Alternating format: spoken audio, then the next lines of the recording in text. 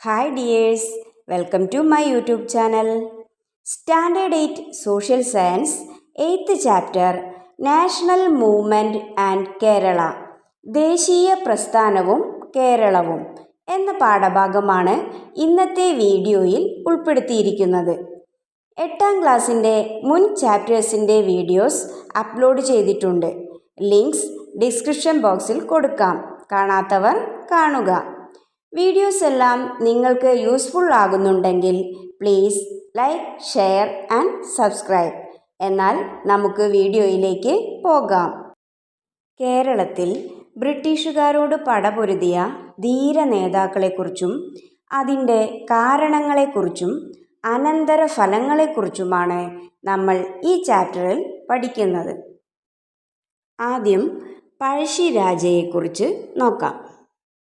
First question, പഴശ്ശിരാജയെക്കുറിച്ച് ഒരു കുറിപ്പ് തയ്യാറാക്കുക. അല്ലെങ്കിൽ പഴശ്ശിരാജയുടെ പോരാട്ടത്തെക്കുറിച്ച് ഒരു കുറിപ്പ് തയ്യാറാക്കുക. ആൻസർ: കേരളത്തിൽ ബ്രിട്ടീഷുകാർക്കെതിരെ ശക്തമായ പോരാട്ടം നടത്തിയ ധീര നേതാവാണ് കേരളവർമ്മ പഴശ്ശിരാജ.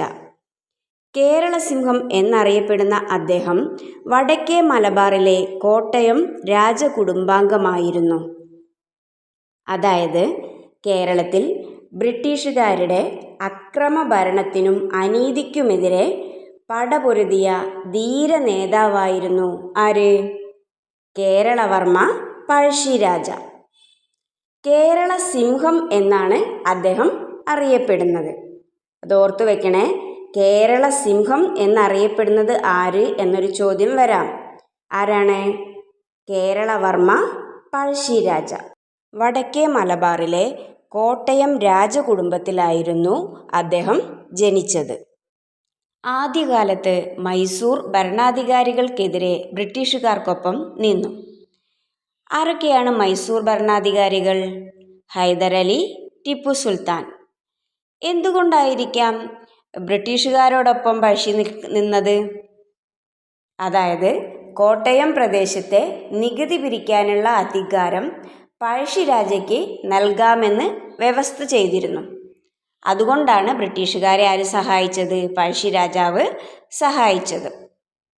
എന്നാൽ ശ്രീരംഗപട്ടണം ഉടമ്പടി പ്രകാരം മലബാർ ഇംഗ്ലീഷ് ഈസ്റ്റ് ഇന്ത്യ കമ്പനിയുടെ അധീനതയിലായതോടെ സ്ഥിതി മാറി. അപ്പോൾ മലബാർ ഇംഗ്ലീഷ് ഈസ്റ്റ് ഇന്ത്യ കമ്പനിക്ക് ലഭിച്ചത് ഏത് ഉടമ്പടി പ്രകാരമാണ്?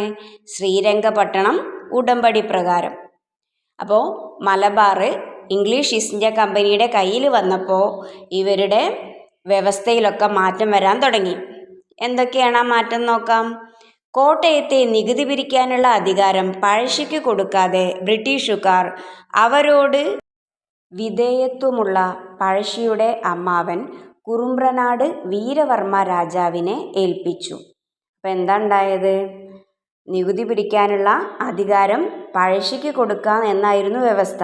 എന്നാൽ മലബാറൊക്കെ കയ്യിൽ വന്നപ്പോൾ എന്തുണ്ടായി?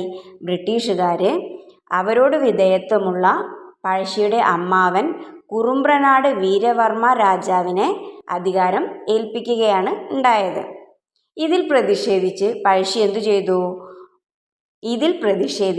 പഴശ്ശി പുതിയ ഭരണാധികാരികൾക്ക് നികുതി കൊടുക്കേണ്ടതില്ലെന്ന് ജനങ്ങളോട് ആഹ്വാനം ചെയ്തു.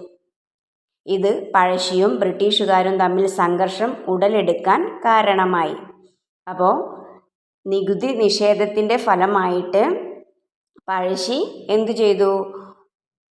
ഈ പുതിയ ഭരണാധികാരികൾക്ക് നികുതി കൊടുക്കേണ്ടതില്ലെന്ന് ആരോട് ആഹ്വാനം ചെയ്തു? അവിടുത്തെ ജനങ്ങളോട് ആഹ്വാനം ചെയ്തു. ഇത് പഴശ്ശിയും ബ്രിട്ടീഷുകാരും തമ്മിൽ ശത്രുതയിലാവാനും സംഘർഷങ്ങളിലേക്ക് എത്താനും കാരണമായി. പഴശ്ശിയുടെ പോരാട്ട കേന്ദ്രം വയനാടൻ മലനിരകളായിരുന്നു. ഒളിപ്പോരിലൂടെ അദ്ദേഹം ശക്തമായി മുന്നേറി. പഴശ്ശിരാജാവും ബ്രിട്ടീഷുകാരും തമ്മിലുള്ള സംഘർഷം അങ്ങനെ എന്തിലേക്ക് വഴിവെച്ചു? യുദ്ധത്തിലേക്ക്. വയനാടൻ മലനിരകളിലായിരുന്നു പഴശ്ശിയുടെ പോരാട്ടം. അതായത് തിങ്ങി നിറഞ്ഞ കാടുകളും മലനിരകളും നിറഞ്ഞ വയനാട്ടിലെ ഒളിപ്പോരിലൂടെയായിരുന്നു പഴശ്ശിയുടെ ആക്രമണം. പഴശ്ശിരാജ സിനിമയിൽ നിങ്ങൾ കണ്ടിട്ടില്ലേ? ഒളിയമ്പുകൾ വിടുന്നത്. അതുപോലെ തലയ്ക്കൽ ചന്തു, എടച്ചേന കുങ്കൻ, കൈതേരി അമ്പു, കണ്ണവത്ത് ശങ്കരൻ, പള്ളൂർ എമ്മൻ തുടങ്ങിയവരുടെ സൈനിക പിൻബലവും പ്രദേശവാസികളുടെ പിന്തുണയും പഴശ്ശിക്കുണ്ടായിരുന്നു. അപ്പോൾ പ്രദേശവാസികളുടെ പിന്തുണ ഉണ്ടായിരുന്നു, പിന്നെ സൈനിക പിൻബലം. സൈനിക നേതാക്കളായിരുന്നു ആരൊക്കെ? തലയ്ക്കൽ ചന്തു. കുറിച്യ നേതാവാണ് ആര്? തലയ്ക്കൽ ചന്തു. എടച്ചേന കുങ്കൻ, കൈതേരി അമ്പു, കണ്ണവത്ത് ശങ്കരൻ, പള്ളൂർ എമ്മൻ ഇവരുടെയൊക്കെ ശക്തമായ പിന്തുണ ആർക്കുണ്ടായി? പഴശ്ശിക്ക് ഉണ്ടായി. എന്നാൽ തലശ്ശേരിയിലെ സബ് കളക്ടറായി വന്ന തോമസ് ഹാർവേ ബാബർ പഴശ്ശിയുടെ ശക്തിയായിരുന്ന സേനാനായകരെ വധിച്ചും താവളങ്ങൾ കണ്ടെത്തിയും പഴശ്ശിയെ കൂടുതൽ പ്രതിരോധത്തിലാക്കി. അപ്പം എന്താ ഉണ്ടായത്? തലശ്ശേരിയിൽ പുതിയ സബ് കളക്ടറായിട്ട് ആര് വന്നു? Thomas Harvey Babur. പഠിച്ചു വെക്കണേ. അദ്ദേഹം എന്തു ചെയ്തു? പഴശ്ശിയുടെ സേനാനായകരെ വധിക്കുകയും പഴശ്ശിയുടെ ഒളിസങ്കേതം, അതായത് വയനാടൻ മലനിരകളിലുള്ള പഴശ്ശിയുടെ ഒളിസങ്കേതം കണ്ടെത്തുകയും പഴശ്ശിയുടെ മുന്നേറ്റം, ശക്തമായ മുന്നേറ്റത്തെ തടയുകയും ചെയ്തു. 1805 നവംബർ 30 വയനാട്ടിലെ മാവിലാന്തോട് എന്ന സ്ഥലത്ത് വെച്ച് കമ്പനി സൈന്യത്തോടുള്ള ഏറ്റുമുട്ടലിൽ അദ്ദേഹം വീരമൃത്യു വരിച്ചു. പഴശ്ശിയുടെ മുന്നേറ്റത്തെ തടഞ്ഞതിനെ തുടർന്ന് എന്തുണ്ടായി? ബ്രിട്ടീഷുകാരും പഴശ്ശിയും ശക്തമായ ഏറ്റുമുട്ടൽ തന്നെ നടന്നു. ഈ ഏറ്റുമുട്ടലിനൊടുവിൽ 1805 നവംബർ 10 വയനാട്ടിലെ മാവിലാന്തോടിൽ വെച്ച് പഴശ്ശി രാജാവ് വീരമൃത്യു വരിച്ചു. ഇനി ഇതിൻ്റെ ഇംഗ്ലീഷ് ആൻസർ നോക്കാം. Right a short note about Pazhassi Raja. Answer: Keralavarma Pazhassiraja was a brave leader who fought a fierce battle against the British in Kerala. He is known as the Lion of Kerala and was a member of the Kottayam royal family in northern Malabar. In the early days, Pazhassi stood with the British against the rulers of Mysore. In return, an agreement was made that Pazhassi would be given the power to collect taxes in the Kottayam areas. However, the situation changed when Malabar came under the control of the English East India Company through the Treaty of Srirangapattanam. The British handed over the power to collect taxes in Kottayam to Pazhassi's uncle, the Kurumranadu King Veeravarma, who was loyal to them. Protesting against this neglect, Pazhassi appealed to the people not to pay taxes to the new rulers. This led to the conflict between Pazhassi and the British. Wayanad was Pazhassi's center of struggle. He advanced strongly through guerrilla warfare. Pazhassi had the support of military leaders such as Thalakkal Chandu, Edachana Kungan, Kaideri Ambu, Kannavath Shankaran and Pallur Emman, as well as the local residents. However, with the arrival of Thomas Harvey Babar as the sub-collector of Talasheri, he killed Pazhassi's strong military leaders and discovered his base. This put Pazhassi on the defensive. Following a fierce encounter, Pazhassi attained martyrdom on November 30, 1805 at Mavilathod in Wayanad. Second question. Malabar ബ്രിട്ടീഷുകാർക്ക് ലഭിച്ച ഉടമ്പടി ഏത്? What is the name of the treaty that gave Malabar to the British? Answer എന്താ? ശ്രീരംഗപട്ടണം ഉടമ്പടി. Srirangapattanam treaty. അപ്പോൾ മലബാർ ബ്രിട്ടീഷുകാർക്ക് ലഭിച്ച ഉടമ്പടിയാണ് ശ്രീരംഗപട്ടണം ഉടമ്പടി. ഓർത്തു വെക്കണേ. ഇനി എന്താണ് ശ്രീരംഗപട്ടണം ഉടമ്പടി? മൂന്നാം ആംഗ്ലോ മൈസൂർ യുദ്ധത്തിൽ മൈസൂർ പരാജയപ്പെട്ടതിനെ തുടർന്ന് 1792 മാർച്ച് 18 മൈസൂർ ഭരണാധികാരിയായ ടിപ്പു സുൽത്താനും ഇംഗ്ലീഷ് ഈസ്റ്റ് ഇന്ത്യ കമ്പനിയും തമ്മിൽ ഒപ്പുവെച്ച ഉടമ്പടിയാണ് ശ്രീരംഗപട്ടണം ഉടമ്പടി. ബ്രിട്ടീഷുകാരും മൈസൂർ ഭരണാധികാരിയായ ടിപ്പു സുൽത്താനും തമ്മിൽ ഒപ്പുവെച്ച ഉടമ്പടിയായിരുന്നു ഏത്? ശ്രീരംഗപട്ടണം ഉടമ്പടി. ഇതിൻ്റെ വർഷം ഓർത്തു വെക്കണം, 1792 മാർച്ച് 18. ഇനി ഏത് യുദ്ധത്തിന് ശേഷമായിരുന്നു? മൂന്നാം ആംഗ്ലോ മൈസൂർ യുദ്ധത്തിന് ശേഷം. ഈ ഉടമ്പടി അനുസരിച്ച് ടിപ്പു സുൽത്താൻ്റെ അധീനതയിലായിരുന്ന മലബാർ, കൂർഗ് എന്നീ പ്രദേശങ്ങൾ ബ്രിട്ടീഷുകാർക്ക് ലഭിച്ചു. അപ്പോൾ ബ്രിട്ടീഷുകാർക്ക് മലബാർ, കൂർഗ് എന്നീ പ്രദേശങ്ങൾ ലഭിക്കാൻ കാരണമായ ഉടമ്പടിയാണ് ഏത്? ശ്രീരംഗപട്ടണം ഉടമ്പടി. What is the treaty of Srirangapatna? Srirangapatna treaty signed on 18 March 1792 between Tipu Sultan, the ruler of Mysore, and the English East India Company following the defeat of Mysore in the Third Anglo-Mysore War. According to the treaty, the British received the regions of Malabar and Coorg, which were under Tipu's control. Next, Veluthambi ദളവയുടെ പോരാട്ടത്തെക്കുറിച്ച് ഒരു കുറിപ്പെഴുതുക. തിരുവിതാംകൂർ ഭരിച്ചിരുന്ന ബാലരാമവർമ്മ മഹാരാജാവിൻ്റെ ദളവ അഥവാ പ്രധാനമന്ത്രിയായിരുന്നു വേലുത്തമ്പി.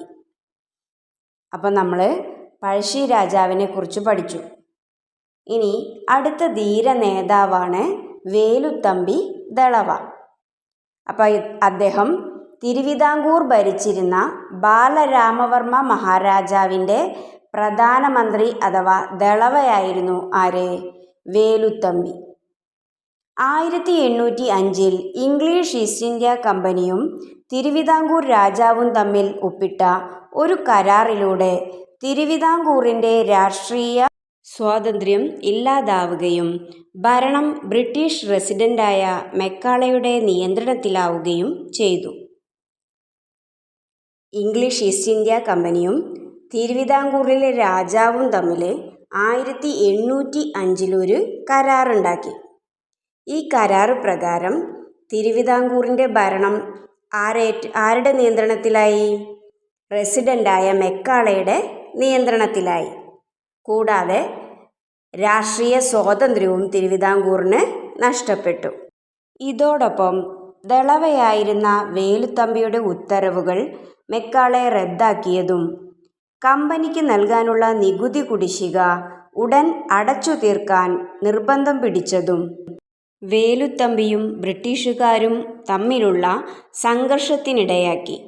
തുടർന്ന് 1809 ജനുവരി 11 തിരുവിതാംകൂറിലെ കുണ്ടറയിൽ വെച്ച് ഒരു വിളംബരത്തിലൂടെ ബ്രിട്ടീഷ് ആധിപത്യത്തിനെതിരെ സായുധ സമരത്തിനൊരുങ്ങാൻ വേലുത്തമ്പി ജനങ്ങളോട് ആഹ്വാനം ചെയ്തു. ഈ വിളംബരം കുണ്ടറ വിളംബരം എന്നറിയപ്പെടുന്നു. തിരുവിതാംകൂറിലെ രാഷ്ട്രീയ ആധിപത്യത്തിന് പുറമെ മെക്കാളെ എന്തെല്ലാം ചെയ്തു? ദളവയായ വേലുത്തമ്പിയുടെ ഉത്തരവുകൾ റദ്ദാക്കി. കൂടാതെ കമ്പനിക്ക് നൽകാനുള്ള നികുതി കുടിശ്ശിക ഉടൻ അടച്ചു തീർക്കാൻ നിർബന്ധം പിടിച്ചു. ഇത് ബ്രിട്ടീഷുകാരും വേലുത്തമ്പിയും തമ്മിൽ ശത്രുതയ്ക്കും സംഘർഷത്തിനും വഴിയൊരുക്കി. തുടർന്ന് വേലുത്തമ്പി ഒരു വിളംബരം പുറപ്പെടുവിച്ചു. 1809 ജനുവരി 11 കുണ്ടറയിൽ വെച്ച് നടന്ന ഈ വിളംബരമാണ് ചരിത്രപ്രസിദ്ധമായ കുണ്ടറ വിളംബരം എന്ന് അറിയപ്പെടുന്നത്. വർഷം ഓർത്തു വയ്ക്കുക, 1809 ജനുവരി 11. ഇനി ഈ കുണ്ടറ വിളംബരത്തിൽ ബ്രിട്ടീഷ് ആധിപത്യത്തിനും കൊള്ളരുതായ്മയ്ക്കുമെതിരെ പോരാടാൻ അദ്ദേഹം ജനങ്ങളോട് ആഹ്വാനം ചെയ്തു. തുടർന്നുണ്ടായ ശക്തമായ ഏറ്റുമുട്ടലിൽ ദളവസ്ഥാനം വേലുത്തമ്പിക്ക് നഷ്ടമായി. പിടിക്കപ്പെടും എന്ന അവസ്ഥയിൽ എത്തിയപ്പോൾ വിദേശ ശക്തിക്ക് പിടികൊടുക്കാതെ അദ്ദേഹം മരണം വരിക്കുകയും ചെയ്തു. ശത്രുതയ്ക്കും സംഘർഷങ്ങൾക്കുമിടയിൽ ദളവസ്ഥാനം വേലുത്തമ്പിക്ക് നഷ്ടമായി. ബ്രിട്ടീഷുകാരാൽ പിടിക്കപ്പെടും എന്ന അവസ്ഥയിലായപ്പോൾ സ്വയം അദ്ദേഹം മരണം വരിച്ചു. Write a note about Veluthambi Dalawa's struggle. Veluthambi was the Dalava or Prime Minister of Balaramavarma Maharaja who ruled Travancore. In 1805, through an agreement signed between the English East India Company and the King of Travancore, marked the end of the political freedom of Travancore. The administration came under the control of Macaulay, the British resident. Along with this, Macaulay cancelled the orders issued by Veluthambi and insisted on the immediate payment of the tax areas owed to the company, which led to conflict between Veluthambi and the British.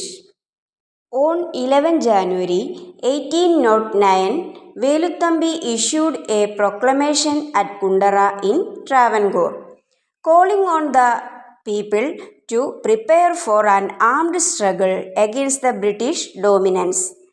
This proclamation is known as the Kundara Proclamation. Veluthambi lost his position as Dalava in the strong clash that followed.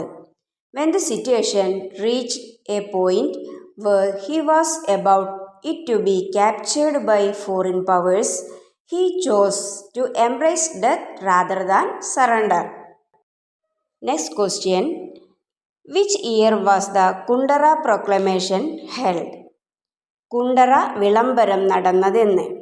11 January 1809, 1809 ജനുവരി 11. ഈ കുണ്ടറ എന്ന് പറയുന്ന സ്ഥലം കൊല്ലം ജില്ലയിലാണ് സ്ഥിതി ചെയ്യുന്നത്. അപ്പോൾ നമ്മൾ കേരള ചരിത്രത്തിലെ 2 മഹത് വ്യക്തികളെക്കുറിച്ച് പഠിച്ചു. കേരളവർമ്മ പഴശ്ശിരാജാവ്, വേലുത്തമ്പി ദളവ. എക്സാമിന് ക്വസ്റ്റ്യൻ വരാവുന്ന ഭാഗമാണിത്. നന്നായിട്ട് പഠിച്ചു വയ്ക്കുക.